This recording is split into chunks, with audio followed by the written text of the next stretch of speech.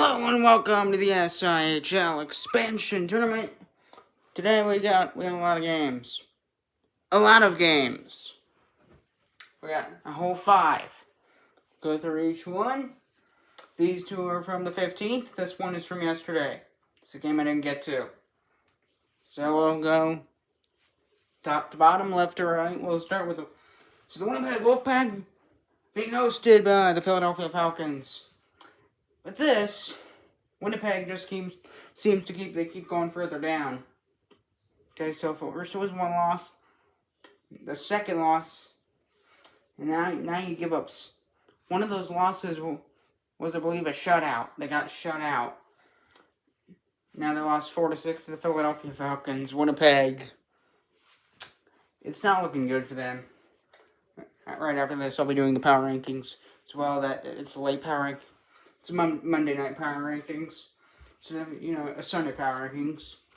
So, yeah, Winnipeg, it's dire. It is dire. The Philadelphia Falcons, a huge win for them. We moved to 5-3-0. That's really going to help them in the power rankings. So, the Winners won 6-4 over Winnipeg. And the Philadelphia Falcons moved to 5-3-0. And the Winnipeg Wolfpack, they fall to 5-3-0. Yeah, and they are no longer the best in the league. So then we move on to the New York Eagles and the Miami Vipers. So, but it's the opposite story here. The New York Eagles, I think I'll do a video if this continues. They were 1-3-1. This is their third straight win. They beat the Miami Vipers 3-1. The Vipers struggling to score, obviously. Just the one goal, and their defense really unable to make up for that. So, and they lose this one 3-1 to the New York Eagles at home. So tough loss for New York. So then the next two games from the 15th is the 17th. Okay, this was Saturday's games. So then we go down to the bottom. We have the Calgary Cougars and the Austin Bandits. Similar to New York, the Bandits, they're 3-4. They've suddenly gone from being horrendously bad to they're right on track with about everybody else, and they get a huge win. They scored 7 goals. 7 goals here for the Austin Bandits. Not that long ago, it was bad. But the Bandits, they're seeming to be able to pull themselves out just like New York. And they win this one by a huge margin. They moved to 3-4-0 with 6 points in the season so far. A 7-2 win over Calgary. The Calgary Cougars, obviously, they're not great either. Now they're basically even with Calgary. But the thing is, they're still at the bottom of the league. They are still at the bottom. Because most teams have 4 or 5, if not double the amount of points they do. They still got a lot of catching up to do. Same with New York. They have a little less catching up, but they still got some. If they want to be in like Winnipeg's territory or some other teams we'll get into. So, especially in the power rankings, or really get into the rankings. I'll wear the exact, and I do get the Columbus Clippers hat on today, because spring training starts soon for the MLB. This is the only baseball hat I do have a red shirt. I don't have a hat yet, though. About 3 weeks, I'm going to Boston. That'll be fun.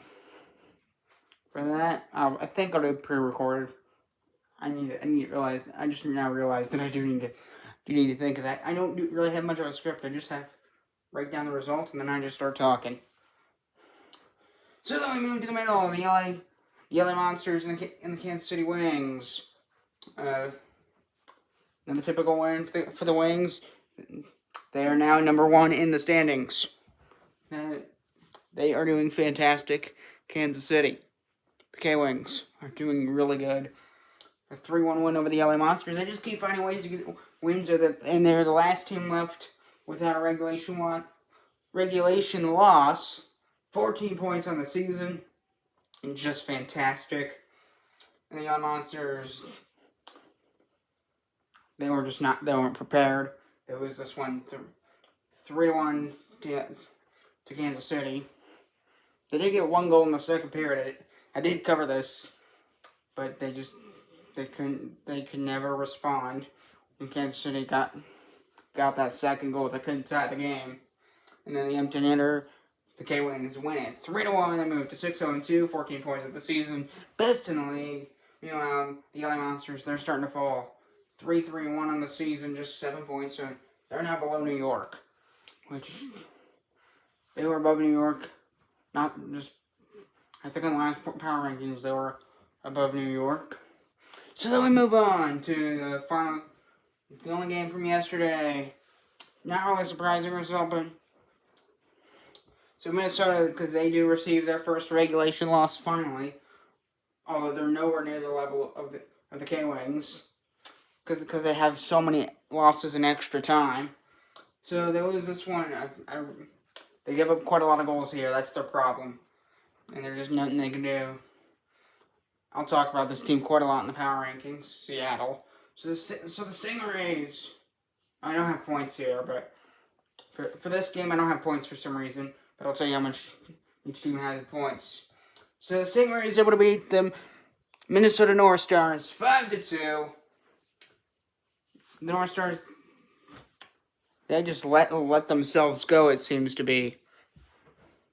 And the Stingrays, they just took the game over. They went 6-2. Now they are really they're looking fantastic. Seattle's looking great. The Stingrays, it's fantastic for Seattle. The Stingrays 6-2-0. That's 12 points in the season.